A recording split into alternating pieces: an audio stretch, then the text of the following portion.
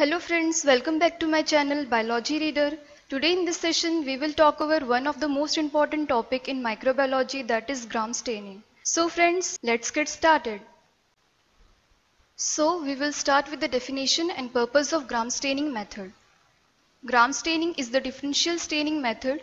As from the name differential, it is quite clear that this staining technique differentiates between the two major groups of bacteria, that are gram positive and gram negative.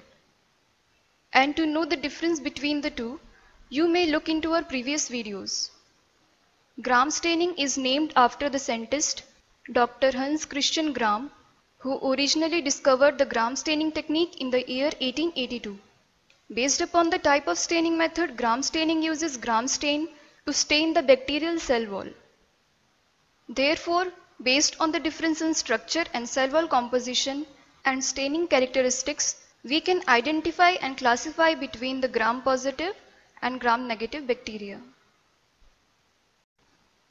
Now let us take a brief outline on one of the type of stains, that is gram stain. As gram stain is used to classify between the gram positive and gram negative bacteria, it is considered as a differential stain. Stains are the coloring agents which are generally classified on the basis of chromophore group, whether it carries a positive or negative charge. And secondly, the stains are classified depending upon the type of staining method. For example, simple stains only color the bacterial cell against a colorless background. Similarly, gram stain is used to color the bacterial cell wall by the use of 4 different chemical reagents. First is primary stain, that is crystal violet. Second is Gram's iodine solution, which functions like a fixing agent or mordant. Third is ethanol or ethyl alcohol, which serves as a decolorizing agent. Fourth is safranin, which is used as a counter stain. Now let us take an overview on the procedure of gram staining. In the first step, we need to prepare a thin bacterial smear, for which you can take little inoculum of bacteria either from the liquid or solid nutrient medium by using sterilized inoculating loop. Before doing this, take a drop of sterile or distilled water over the center of clean glass slide. After that, thoroughly mix the inoculum with the distilled water by rotating the inoculating loop in a clockwise or anti-clockwise direction. Second step is heat fixing. To do this, you need to move the prepared glass slide over the flame of Bunsen burner for up to 2 to 3 times, and then allow the prepared slide to air dry so that the remaining liquid completely evaporates. Heat fixing is generally used to fix the biological sample to the slide. Then flood the prepared slide with the primary stain, that is crystal violet, and leave it for 1 minute, and finally rinse the slide in water. Then add a few drops of Gram's iodine solution, leave it for 1 minute, and again wash off the slide with water.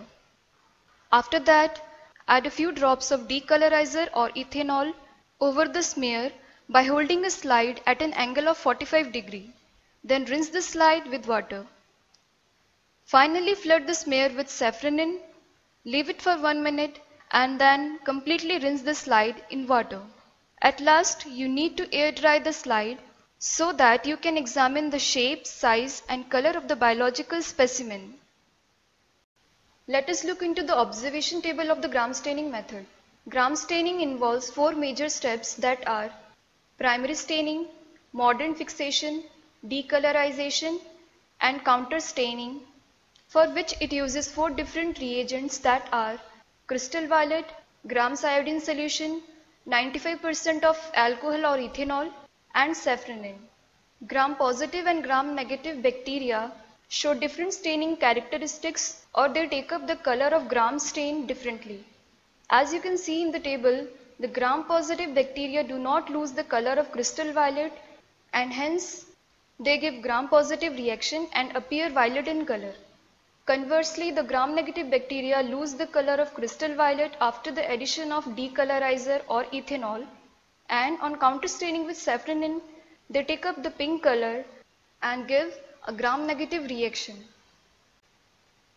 We have studied the different staining characteristics of the gram positive and gram negative bacteria, but now we need to know the mechanism behind it.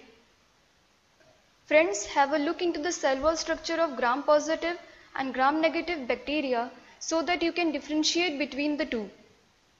The primary stain or crystal violet being positively charged, it will penetrate the negatively charged bacterial cell wall in both gram-positive and gram-negative bacteria, and both appear violet in color. Gram's iodine solution functions as a mordant, and being negatively charged, it associates with the positively charged crystal violet that is trapped within the cell wall and forms crystal violet and iodine complex, what we call as CVI complex. The addition of ethanol is the most important step in the differentiation of gram-positive and gram-negative bacterial cell. Gram-positive bacterial cell has a thick peptidoglycan of about 40 layers. The addition of alcohol dehydrates the peptidoglycan cell layer and results in tightening of peptidoglycan that is incorporated with the CVI complex. Oppositely, in the gram-negative bacteria, the ethanol first interact with the lipid content in the outer membrane. Ethanol dissolves the lipopolysaccharides and thereby it creates pore in the outer membrane, which results in leakage of CVI complex, and during this stage the gram-negative bacterial cell appears colorless. The decolorized gram-negative bacterial cells now take up the color of safranin and appear pink in color, whereas gram-positive bacteria do not lose the color of crystal violet due to tightly packed peptidoglycan layer, and they appear violet in color. Let us end up this video by discussing the significance of the gram staining method. Gram staining is the preliminary or initial method to identify the cell size, morphology, arrangement, and physiochemical properties of the bacteria.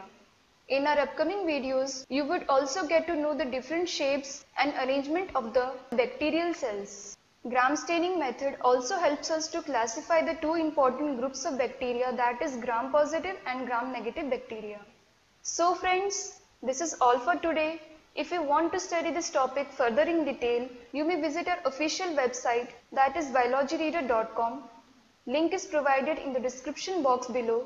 So friends, if you find this lesson useful, do like, comment, share and subscribe my channel, and don't forget to hit the bell icon and stay tuned for more videos.